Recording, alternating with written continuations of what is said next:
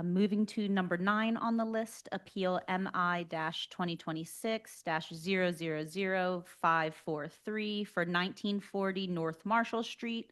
Appellant Omar Jacob, represented by Mr. Christopher Dean, Esquire. Okay, are they here? Is Omar here? Yes, sir. Yes. How are you? Yes, and we're Hi, here. Omar. Are you going to be testifying? He will be. Yes. Okay. Could you please raise your right hand, swear to tell the truth, whole truth, nothing but the truth? I do. Okay. And who's the Dean? Is the Esquire? Yes. Good Okay. afternoon, Mr. Chair. How you doing, Dean? I don't have to swear you in, okay, because you're a lawyer. All right, we'll get started. Is there anybody else testifying with this case? Our architect, Stephen Bobev, who's also here. Okay. Hey, Steve, could you please raise your right hand, swear to tell the truth, the whole truth, nothing but the truth? I do? Okay. All right. I'm Wayne Miller, board member. Amy Rivera, board member. Ted Agus, board member. Pretty correct, board member. Aaron Rodden, board counsel. Gabrielle Legendre, board administrator. John Dimes, fire code. Andrew Call places and inspections. Okay, that's everybody, right? All right. Whoever's going to present the case, go ahead. If I may share my screen. Yes, you can. All righty.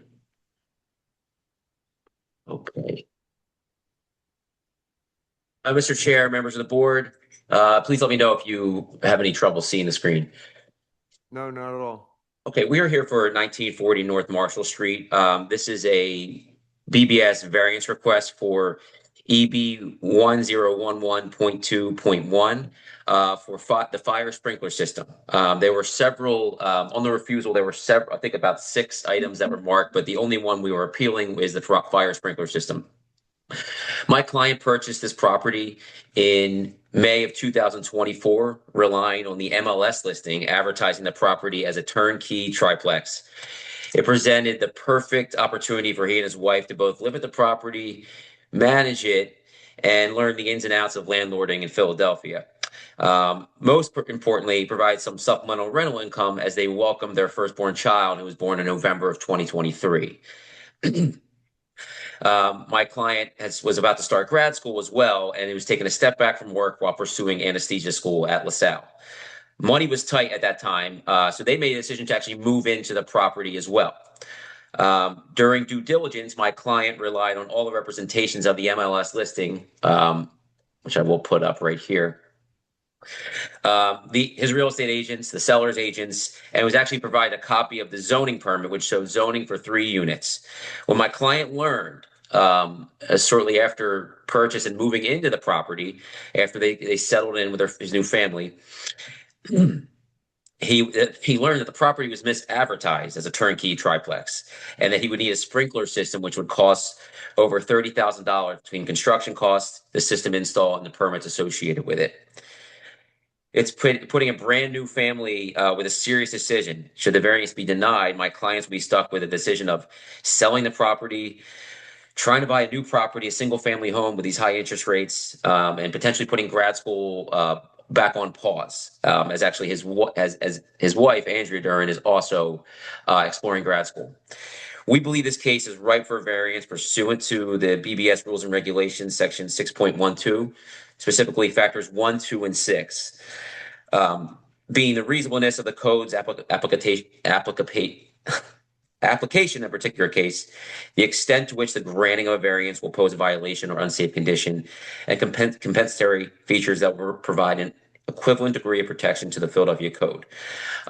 We do have an architect present to go over the plans, and specifically my clients live on the 3rd floor, which we believe is that floor alone might raise the most concerns, but that's where they reside. And the architect's going to go through the plans and address alternative safety concerns. And again, this is only a triplex. So to go through the exhibits quickly, this was our application that was filed in January of this year. Here is the MLS listing. It says opportunity alert to fully remodel triplex.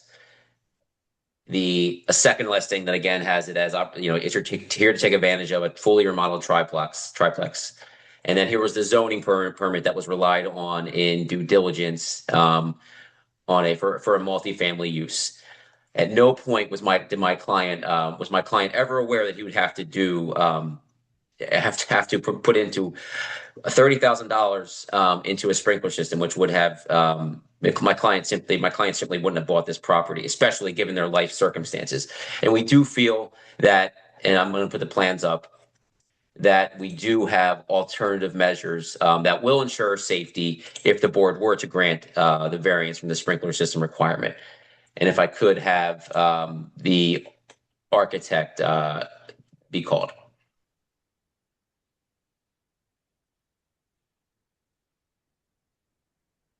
Whoa, can everybody hear me? This is the reporter. Sir, could you speak up some? Sure. Can you hear me now? Barely. Barely. Very muffled. Okay. What about now? About the same. So odd.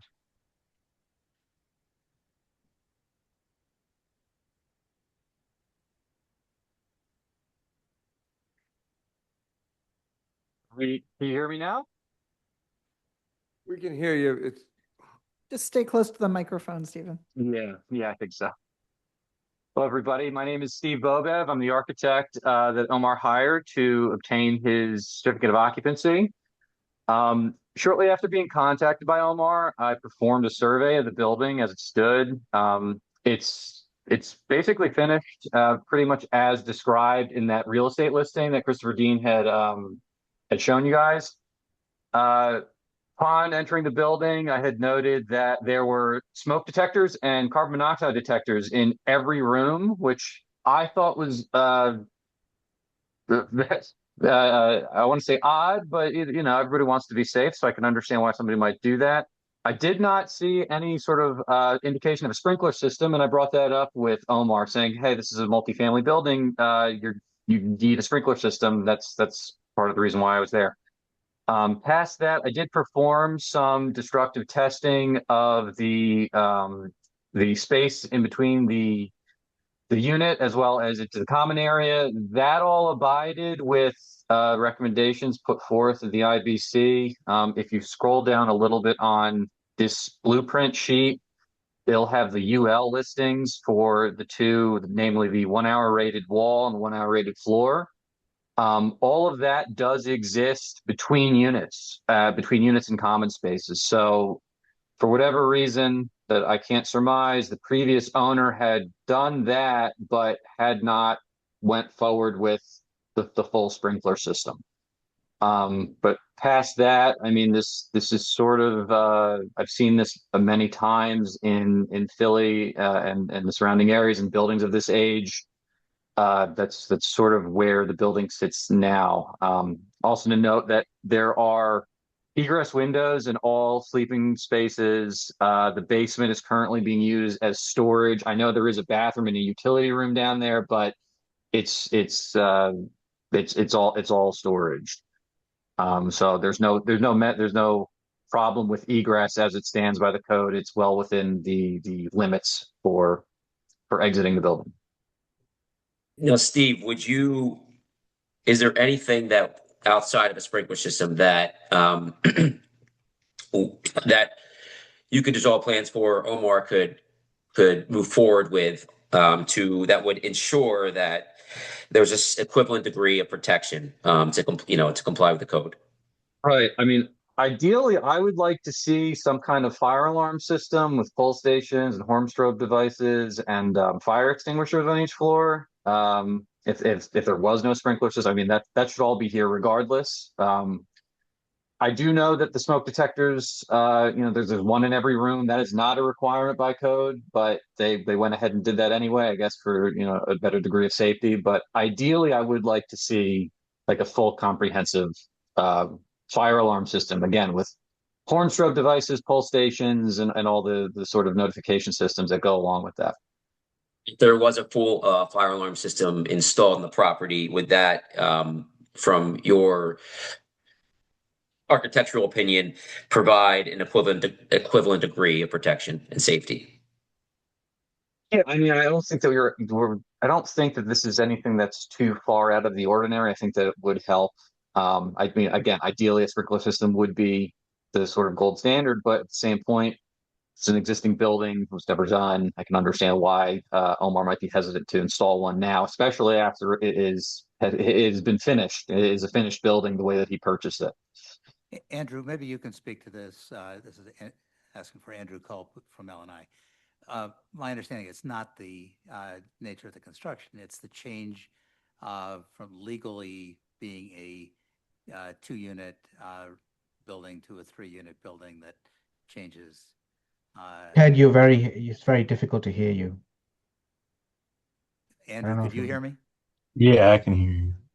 Okay. That's my fault. Yeah, I'm saying what's triggered this, and I think Steve is sort of not focused on it, as I understand it, it's the change from R3 to R2 or vice versa. Sorry if I have the, Yes, that's correct. It's an R3 to an R2 change. yeah. So And that as requires it stands sprinklers. right now, it doesn't meet the requirement because of the application for a change of use. Correct.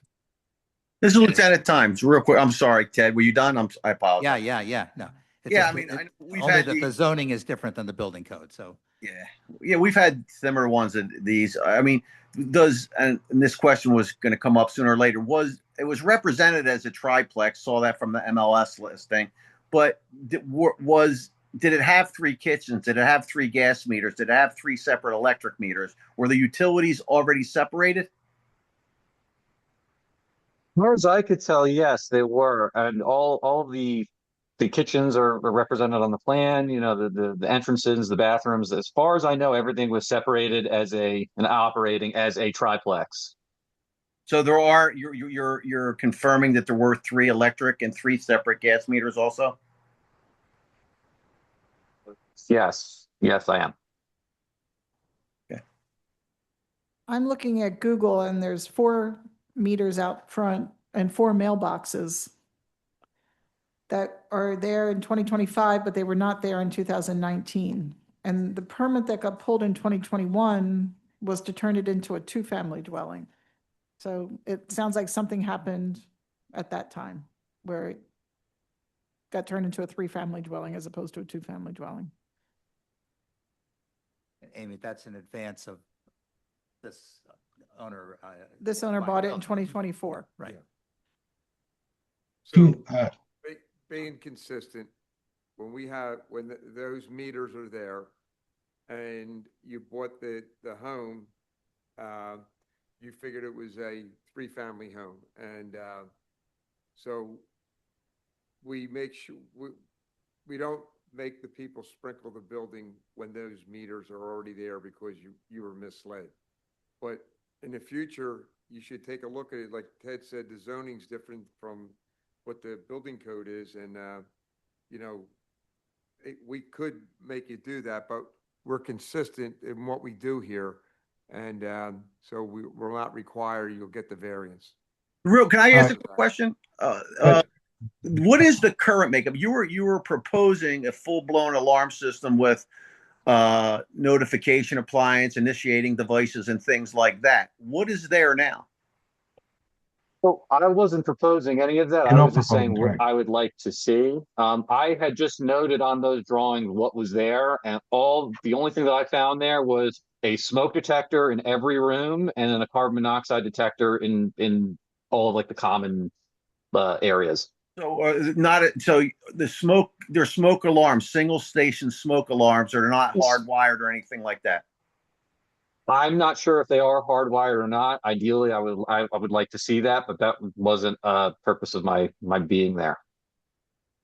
So for the owner and their representatives, does the building have a fire alarm panel and pull stations? No, it does not, as far as I know. No. Okay. Can I And ask a question? Is that allowed? is what allowed? Can I ask a question? I think you can ask us of the board. I don't know if you can ask of the panel. I would, because it is council. Can Ellen and I ask a question of of the appellant? Second to think about that. Sorry. Okay. This is Andrew wants to ask. Yeah, Andrew wants to ask a question, right, Andrew? Yeah. I think if the board has no issue with that, the board. I don't have could any. allow an it. issue with I have no issue, yeah. Go ahead. So there's a stair on the first floor there in the middle that says up. Where is that going? That stair terminates into the ceiling. It is a very peculiar situation. They are using it as shelving. The original plans for when it was converted to a two-family dwelling showed the first floor and second floor as one unit, and that's how it had one unit on the first and second floor and then a second unit on the third floor. That was the original approval from the permit Amy was talking about. Guess what they did as soon as the inspector left? They Yeah. filled that floor, that opening. Well, that The doesn't- Masons, okay. So I asked the question about the fire alarm. Regarding the electrical meters, how many Pico accounts are assigned to this property currently? Can I ask you that Oh, question? is that for me? That is for the owner and the appellant team. Okay. You have 4 meters. If you have 4 accounts, that's 4 units. No, it's 3 accounts. 3 For accounts. some reason, there's like one separate meter for the basement and the first floor together, Okay. but it's only 3. Um,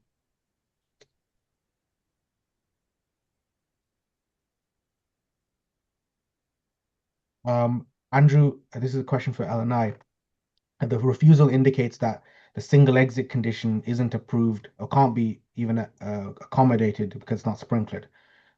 What is the travel distance? Can we I measure think it? the issue is that in existing buildings, you can't have a third store with only one exit unless it's sprinklered. If it was sprinkled, are we in the dimensional? Are we in the travel distance limits? Yeah, most likely. It's 125 now. It's So 125. it looks like Yeah. it's 79.9 on the plans. Yeah, so- but on the 3rd floor, they have to go down a stair. Well, actually, no, it's only one. Yeah. Yeah, I think that's well within 125 if it was Yeah. sprinkled.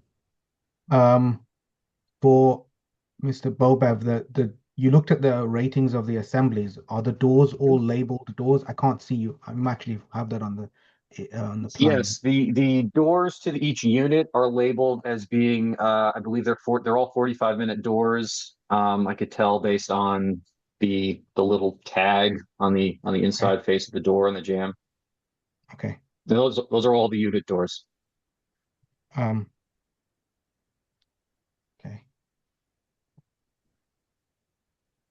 I have no further questions. If I could have, Do you have any questions, Dimes? No, I'm good, Wayne. I mean, I don't see this being much or any different from the other things of the past, like you mentioned. The travel distance doesn't seem to be excessive.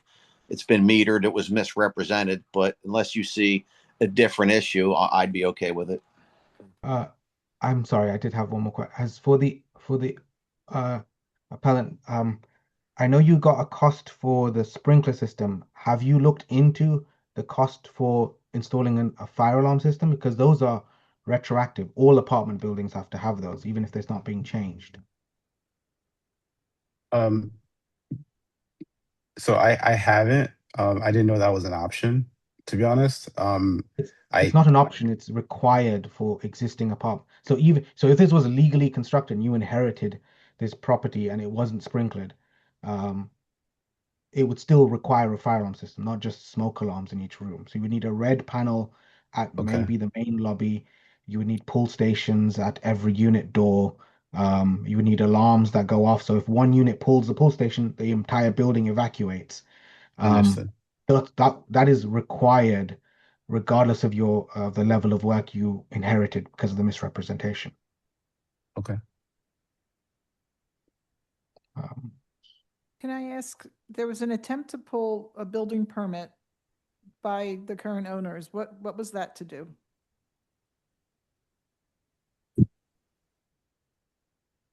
It was denied.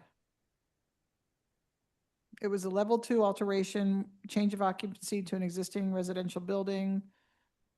I'm just trying to understand what work you wanted to put up partitions? Do you know when that that permit was pulled? It's a 2025 permit. I think it's this one. It's the one we're hearing. Yeah, Oh, that's okay. this one. Yeah. Okay. So I would make a motion to approve the variance with the proviso that an automatic fire alarm system be installed throughout the building. With the central station, correct? Yes, so it's monitored, has an automatic fire alarm system. Because we don't have sprinklers. I'm in agreement with that. I'm in agreement with that. I'm in agreement with that. Pradeep? Okay, yeah, I agree. All right, good. All right, you guys, that's what we're gonna require. You got the variance for the sprinkler system. Thank you, Mr. Chair. Thank you, members. Have a great day. Thank you, Okay. everyone. Good Thank luck you. now. All right. Bye-bye. Bye. Nice to see you, Stephen. There, he's already gone. Next case. Next would be number 10 on the list, Appeal MI-2026-001668 for 2019 North Carlisle Street, appellant Nikita Gordon. Yes. Is Nikita Gordon here? She is. Is Nikita Gordon here? Yes, I'm here. Good afternoon. Okay, good. Are you a lawyer, Nikita? No, Okay. Are you going to be the only one testifying? I'm the only one. Okay, could you please raise your right hand? Swear to tell the truth, the whole truth, nothing but the truth? Yes. Okay, my name's Wayne Miller, board member. Amy Hi, Rivera, Wayne. board member. Ted Hi. Ivers, board member. Yes. Pretty correct, board member. Good afternoon. Aaron Rodden, board counsel. Good afternoon. Gabrielle Legendre, Board Administrator. Good afternoon, Gabrielle. John Dimes Fire Code. Good afternoon, Andrew John. Call- Andrew Call Places and Inspections. All right, Ms. Hi, Gordon, Andrew. you want to tell us what the case is about? Yeah, I was required to put sprinkler in 2019 Carlisle. I rented it as a tenant and I'm trying to get it licensed as a group home. Currently, I'm trying to get a certificate of occupancy. I had court last month with you guys, and this is a continuance. I did go about looking at the cost of the sprinkler system, and I wanted to move forward with it because of the residents that I want to house. The city feels like I should have a sprinkler. I just looked through my notes. I'm going to recap. We told her it could be a 13D for a group home. I don't think you can, I don't think you can have 13 Ds in group homes. Is that what It's you? That's the- the variance request, yeah, the variance It's the request. type of house. It's not a like a big building. It's still a single family. I know that, but there, is anybody from L&I, can you pull that up about group homes? I don't believe you can use a 13D in there. I don't think a contractor would put a 13D in that building. It's an I actually have a R3, so it could contractor be and I got a 13D. proposal.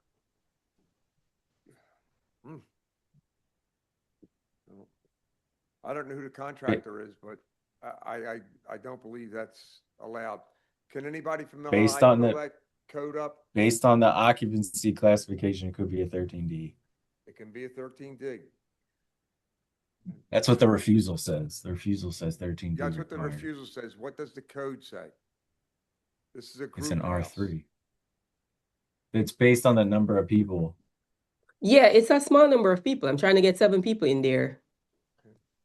Wasn't it like less than 11 or 12 or 15 even? Then it could be classified as a group home, but its use group would be R3. And if it's R3, it could be a 13D. I think that was the way it went. So my group home is not like a big assistant living facility. Right, It's it's a just a house. small group home Yeah. with a maximum of 7 people based on the number of rooms in the property. The physical structure of the property hasn't changed, even though I want to operate it as a group home. So it's Right. just a small building, no physical structure will be changed. The rooms are as is. That's about it. It's zoned where it's for congregated living of up to 16 people, but the state wouldn't allow 16 people in there. I cannot have anybody living in the basement. My people has to be monitored. So it's like one person to each room. Andrew, can you confirm the threshold, what the number of occupants is that 16. it's up to 16, you're saying? So does Mhm. she need a variance? Or can she just put in a 13D system? Yeah, she could just put in a 13D system. Okay. Okay, the board will vote on it, Ted? Well, that's. We don't I need have to. another question, She guys. doesn't need us. That's it, right. Okay, she has the right to do That's that. what Andrew's saying. Then, then there's no need for us to rule I'm sorry, this is the reporter. Is this for the record? it. Then there's no need for us to rule on it if that's the code and she's allowed to do it. I do have another question though, guys. Sure. For the doors.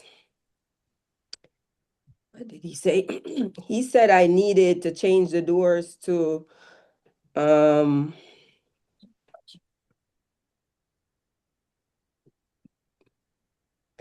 fire resistance ratings type of doors. Do I need to change the doors on each bedroom? If I have a sprinkler system and I have my smoke detectors and fire alarms and exit signs and extinguishers, do I still need to change the doors? Oh, I don't think we can answer that question because we're not doing the review for the project. I don't know if even Alan and I can answer that question. It's just, this is a hearing for the sprinklers only. Yeah. Oh, okay. Yeah. Okay. So from Ellen and I's testimony, it seems like a 13D is allowed. If I recall correctly, during the previous hearing, you were trying to install a 13 system and were requesting a variance for that. So if you're willing to install a 13D system, the provision that you got denied for goes away. So you don't actually need a variance from us. Oh, okay. Yes, I'm willing to install the 13D system.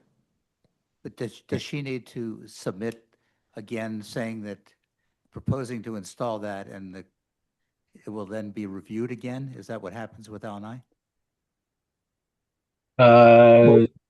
Technically, when the case will need to be closed, and then it'll go back into review, and she could just make a comment saying that she's going to sprinkle her 13D, and then that item would basically go away.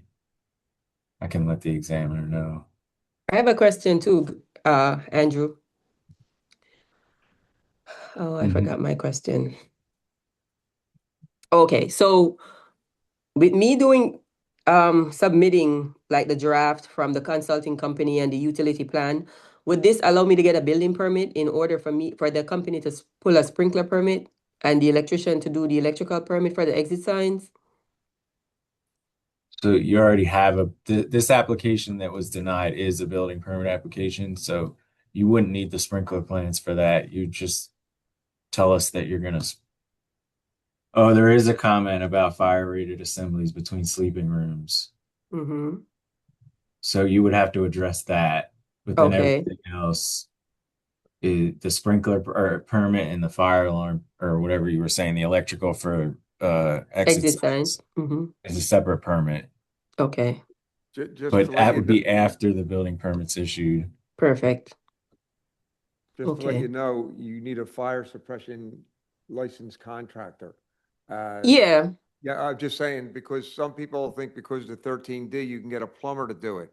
But a plumber can't pull a permit for you, so, you know, and then there'd be a problem for you. So make sure you have a licensed suppression contractor, okay? Yeah. Mm-hmm. I would make a motion to dismiss the case because there's no need for a variance. I agree to dismiss. I agree also. I agree as well.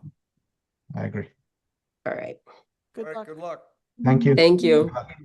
Okay, moving to number 11. Number 11? Yep, that is appeal MI-2026-002617 for 1710 Samsung Street, appellant Jason Burrell, and he is in the room. Hello, Jason. Jason, are you the only one going to testify today? I'm sorry, I did not hear a response. Oh, you gotta hit the button. There you go. Good. All right. Um, Other testifiers may be Sandra Darren Kim, the owner. I believe she's here online. Other than that, no, it would be myself. Okay, could you please raise your right hand? Are you a lawyer? No, Okay, could you please raise your right hand, swear to tell the truth, nothing but the truth? yes. Okay. My name's Wayne Miller, board member. Amy Rivera, board member. Ted August, board member. Pradeep Rec, board member. Aaron Rodden, board counsel. Gabrielle Legendre, board administrator. John Dimes, Fire Code. Andrew Call Places and Inspections.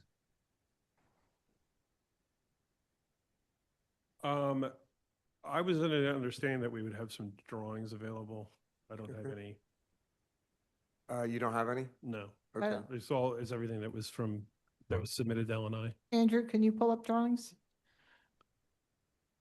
I don't see anyone else. No from proposed there. changes to the plans or anything. Yeah, I have them. Hold on. I can continue though if you.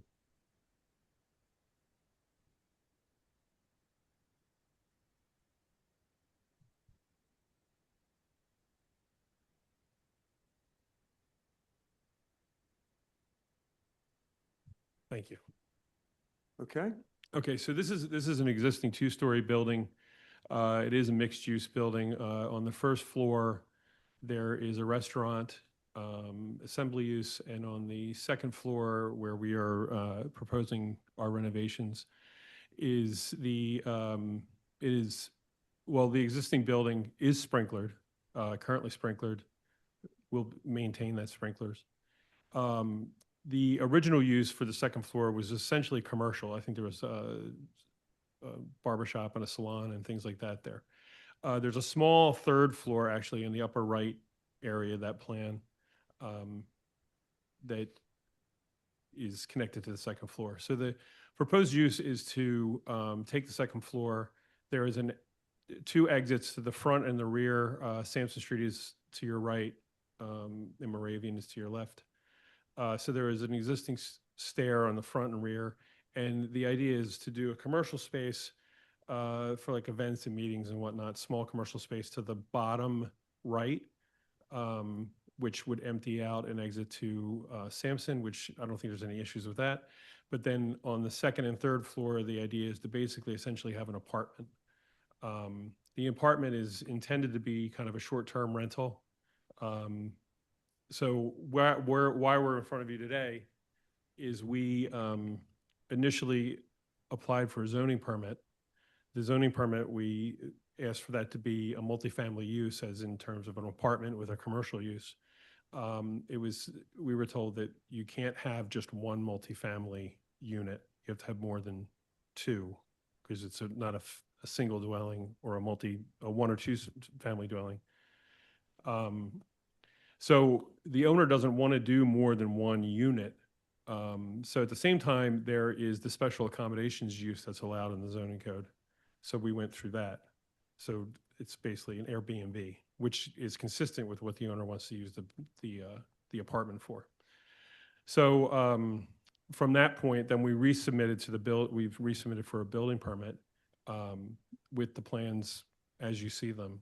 And because it's under a special accommodations use, it's considered R1 by LNI, not R2.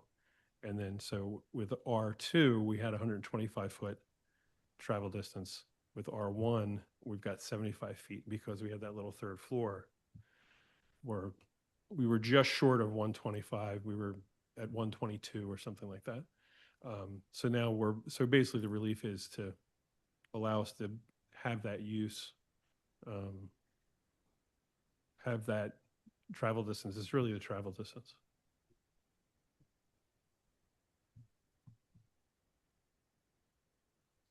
And if I could say further, the funny thing is if the owner were to add, we can do up to 4 units with one stair. So if we actually went in as multifamily, but the owner doesn't want to do multifamily, he only wants to really do the 1 unit. So we're just kind of a little stuck. I don't think it's essentially making the building less safe. They already have 13. Is the third floor part of that unit is 2 stories? The unit is, well, the unit is essentially 1 story. It does have that 3rd story section in the front. So Okay. it is technically 2 stories, yes. Okay. And that um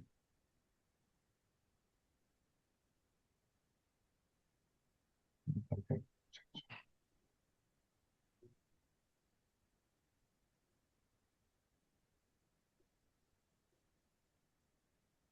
Um the just for LNI, the concern is the classification for R1 is because it's not going to be, it's not permanent. No one is going to stay there permanently. It could be as short as 1 day. Yeah, it would be, so, Correct. so the primary purpose of this, and I can actually add 2 for the 3rd floor, but the primary purpose of this is that the owner lives in Florida. So when she comes up, she would use it and keep it. But then at the same time, if she's not there, she can use it as an Airbnb. So it's a short-term, less than 30-day apartment. R1 is, technically kind of a hotel. So I can understand why there would be a 75-foot travel distance because it's someone who's not familiar with it at all. Being that it's only 1 unit and we have almost a 0-foot travel distance, say from the unit to the stairs exiting, we feel that it's not really R1, but it is, we have to call it R1 because of the zoning. Otherwise, we would be calling it R2.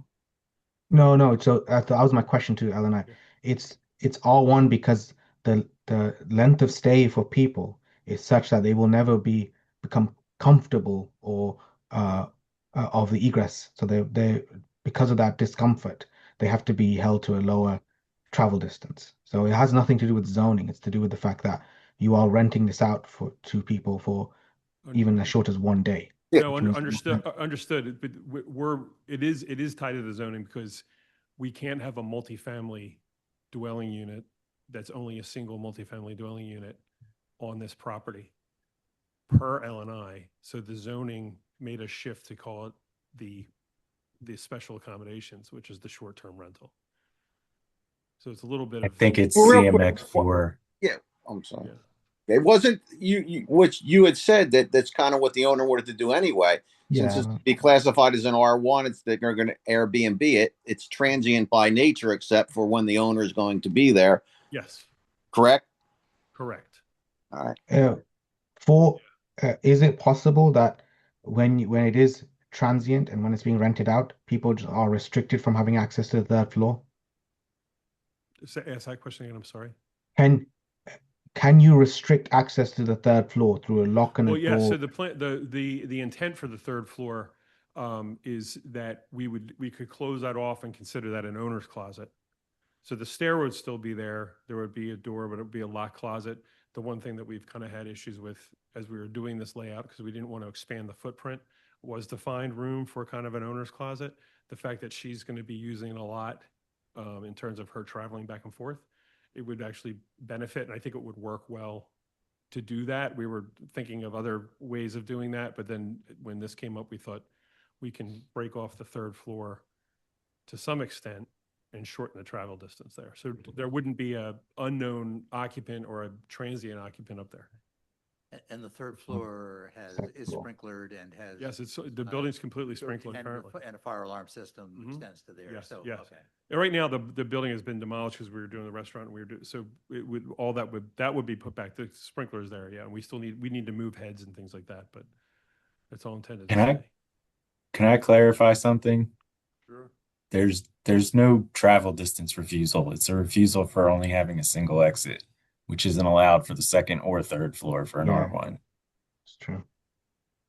Which that's true, Andrew. But so we're basically back to the same conversation as if it was R2 and we did more than 1 unit, but the owner doesn't want to do more than 1 unit, we would be in an R2 use, we would be multifamily.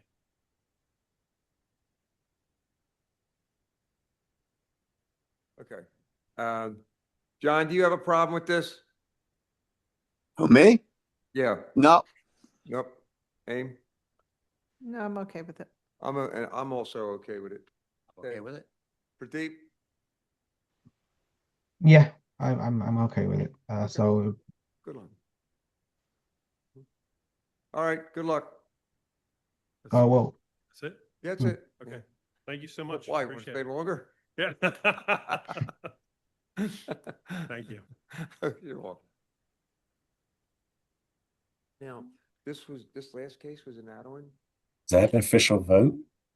Yeah, we had the official vote, yeah. Uh-huh. That'll work. We're all in favor of it, yeah. Okay, All right. all right. Moving to number 12, this should be the last one. This was the addition. This is Appeal MI-2026-002765 for 4201 Avenue of the Republic Ave. The appellant, who I believe just joined, David Williams. Okay, it's Please Touch Museum, okay. Please Touch Museum. David, are you going to be the only one testifying? Yes, I am. Are you a lawyer? No, I'm not. Okay, I got to swear you in. Could you please raise your right hand, swear to tell the truth, whole truth, nothing but the truth? I do. Okay, I'm Wayne Miller, board member. Amy Rivera, board member. Ted August, board member. Pretty correct, board member. Aaron Rodden, board counsel. Gabrielle Legendre, board administrator. John Dimes, fire code. No, we don't. Andrew Cole, places and inspections. Okay. David, you want to explain your case? Sure thing. If it's all right, I'll go ahead and share my screen. Helpful. Actually, it looks like my system settings are going to give me a hard time. Sorry about that. While I straighten that out, hopefully not.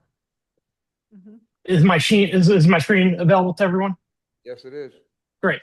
So this project is for the Please Touch Museum. It's a new exhibit called the Character Quest exhibit. The focus of the exhibit is on gross motor skill development for young children 3 to 8 in age. We submitted a preliminary application to LNI to clarify various aspects of our approach to the project. The project. Was there a question? No. Okay. No. I heard I got a little feedback. Sorry. So the focus of the project is on the southwest corner of the excuse me. Switch over to another page. Sorry. Southwest corner of which is a pavilion space in Please Touch Museum, and the primary focus of the exhibit is on a climber play structure that is 444 square feet in area, and I believe about let me double check that number, 28 feet tall.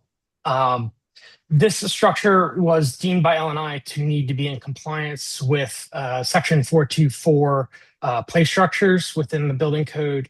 That section of the code specifies that any climber over 300 square feet is subject to a special investigation. LNI determined that the special investigation was a report by us, the design professional, showing detailed compliance with Section 424. The climber is intended to be built of offsite of primarily non-combustible materials, a steel frame, cladding of Class A fire-rated plywood, and light transmitting plastics, both of which will comply with Section 424. All of those materials will. The issue that we've run into is, first of all, the interior elements of the play structure. I'm bringing up on my screen some 3D imagery of kind of what the outside of this structure will look like in the space. It's got some slides and various aspects of the steel frame we're seeing here, and there's that cladding. There's two issues that came up, one of which is that the structural engineer has requested bracing that reaches over and touches the exterior of the building. And actually supports this one slide from above, which technically we believe might violate 424.4 separation from the building, which requires a 5-foot separation. That actually wasn't noted in our refusal letter, but we had been talked about that with LNI previously. The other issue that came up is the interior of the climber, which actually houses the play elements that will engage the visitors to Please Touch Museum, are intended to be provided by a European manufacturer of these elements. They are a mix of steel cable with nylon wrapped, essentially creating a rope, some wood elements, which are Koya wood, and a rubber sheet product that creates these ramps within the space that are actually deemed an accessible path through the space.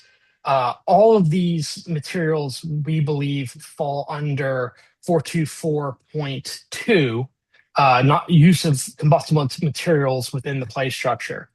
And the manufacturer of these products has had difficulty providing the strict requirements needed to show the various requirements of Class A or applicability to NFPA standards.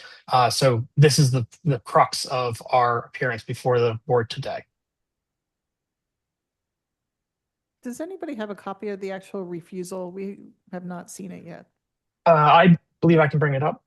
Thank you. 1 second.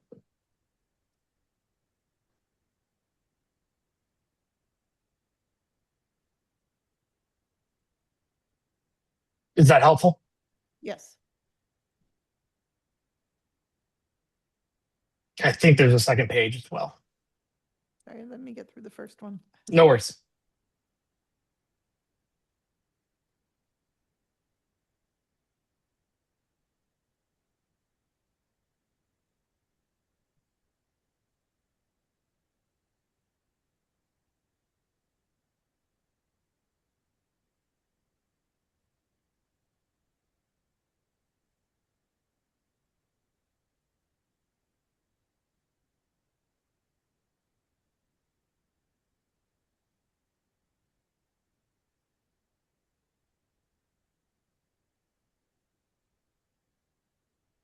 And you're saying the people manufacturing the platforms can't meet all those requirements that are listed? That's correct.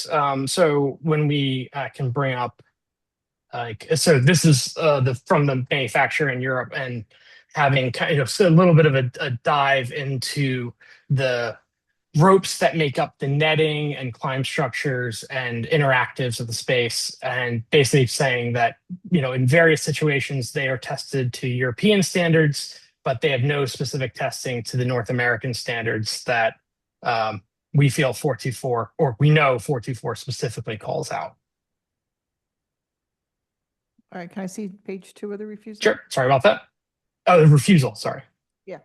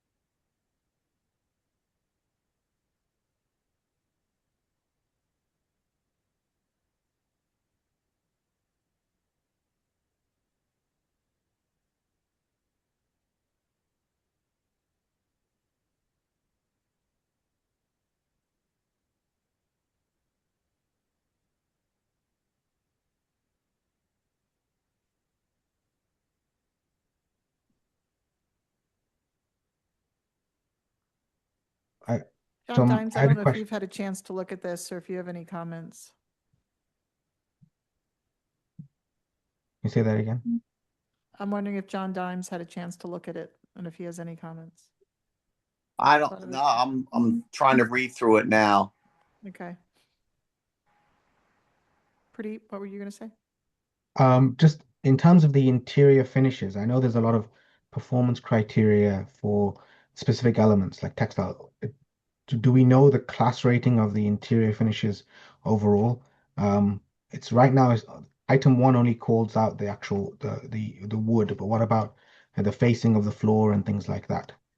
So let me move over to some of these images.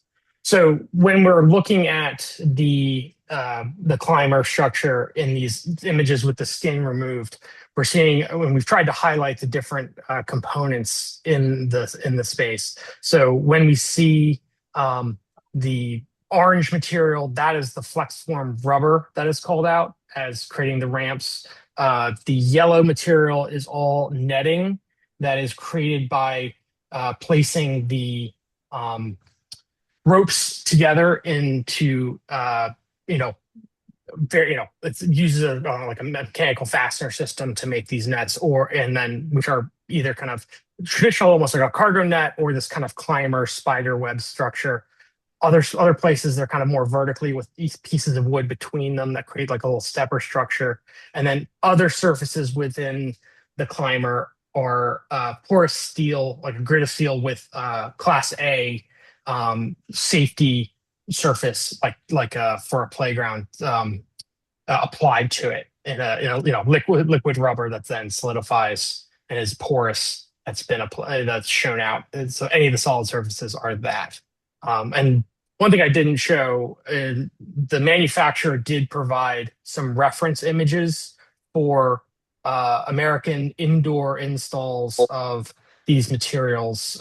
So if there's any interest in kind of delving into how these ropes and nets work in kind of an install, these are those nets that I was describing with the steel, cord rope fastened together into net structures. That's an example of the rubber flex form product. So the previous one was in Florida. This one is in Modesto, California. And so just a couple examples of similar structures that they provided for us to reference. But in general, those are, so if we exclude the parts where people are actually playing on the structure, but just general circulation, is it possible to confirm if those surfaces, so the enclosing walls and the rigid walking surfaces where we would want general circulation, can they meet the interior wall and floor finish requirements? Yes, everything that we're providing. So when we look at the structure, kind of reskinned the steel frame, the cladding that is, acting as fall protection, and also enclosing the space. So a Class A fire-rated plywood, and then light transmitting plastics that meet the requirements of 424.2.2, I think, if I'm remembering that correctly. So everything that we're providing, we're able to show those compliant. Everything the local fabricator is providing, we're able to show those requirements. It's only the play surfaces, and admittedly they do take up a fair amount of that interior of the play surface, but to your question, yes, everything else is meeting the requirements. In terms of protection in lieu of meeting the textile requirements for the rope and things like that, so we've gone from the walking surface to the rope, the actual activity area, has there been any investigation about extending sprinkler coverage either inside of the volume or directly above it, or what would be the need? The conversation, obviously 424.3 discusses, that the play structure will not impede, the sprinkler coverage that's already in the space. When Police Industrial Museum took over Memorial Hall, the space was fully sprinklered. This room has sprinklers both up high in the dome of the space, and then I think they come down the walls a little bit.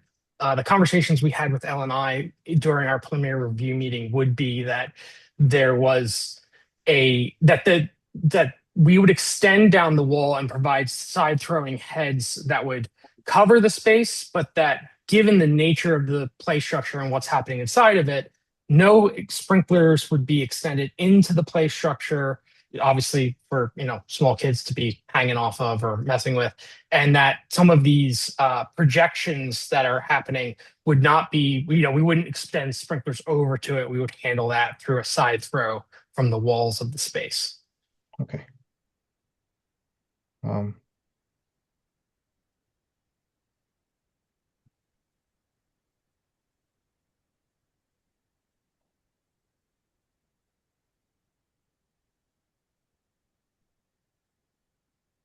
For the overall support structure, is that going to be rated? Is it consistent with the construction type of the building? It is non-combustible. It is a steel structure. We weren't proposing to provide intumescent paint or anything like that, but it is a 3-inch steel tube that is bolted together. Is what's being proposed. So the reason I ask is if we're going closer than the separation requirements, is there any potential for matching the construction type of the building in terms of fire rating of any elements that have to get supported by the building or are less than 5 feet away? Right. And kind of digging into that separation, we can see, apologies. The dashed line indicates the 5-foot separation requirement, and you can see the steel bracing that is at the top of the structure coming over to the walls, and it was proposed, I believe, to be epoxy bolted into the existing masonry structure of the building. And the one element that comes very close may overrun that we're concerned about is one of the slide tubes, which does meet the requirements of tube structures for 424, but it's very, very close to that line. May even, as we develop this is a preliminary review, come close to violating it, and is supported by those steel structures above. Does that help describe the situation? Yes. So it's not really more. It's more of if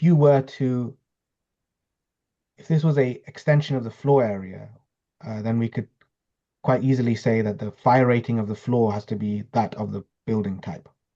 And if we're going less than 5 feet from separation, do we gain anything by making the structure fire rated the same as the building for the elements that are less than 5 feet? So not the tube, but the outriggers or whatever you want to call them that give you support.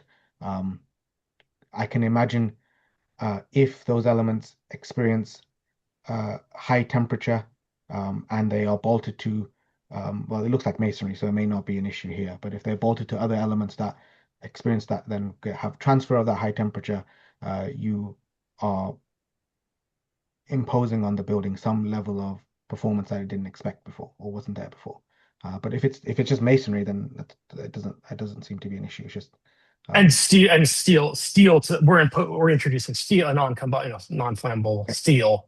I believe when the building was classified 1B when Police Touch Museum took it over, prior to that. So we, obviously we're not changing any of that. So we carried that forward.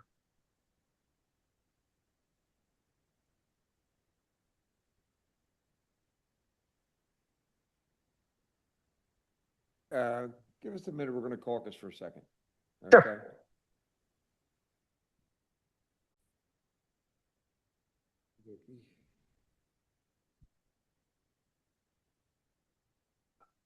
We all up?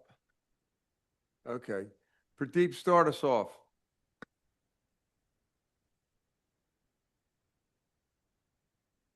I'm sorry, I was muted. So I would make a motion to grant the variance with the proviso that the sprinkler system be extended in a manner that allows the play structure to be protected with water flow, regardless of the location of the fire within the room. So an example would be like a deluge system that would allow a set number of sprinkler heads to activate, protecting the play structure, even if those individual heads were not activated through their heating, through their element or something like that. And I would add a proviso that none of the pods at the top can have a solid covering, that if a sprinkler system does go off, water can trickle through. I do not know that I have an image of that, but that was the top was intended to be open. You can sort of see it in this image. That was our design intent. It's a net top. So Okay. That's what, yeah. Mhm. And then for the other item for area, we're granting that variance for area because the 2021 IBC increases that limit to 600 feet, which is within the limit of your proposal.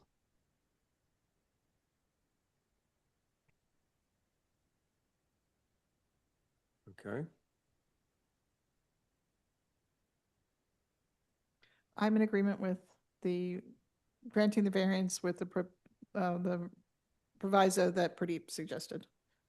I'm also in agreement with it. And I'm in agreement as well. Okay, good luck. thank you very much. Appreciate your time. All right, bud. Thank you. All right, Dave. Take care. And I believe that concludes all the cases on today's list. I believe that does. If not, we're going anyway. Okay. Let's get a little bit of shutdown here. Stop recording.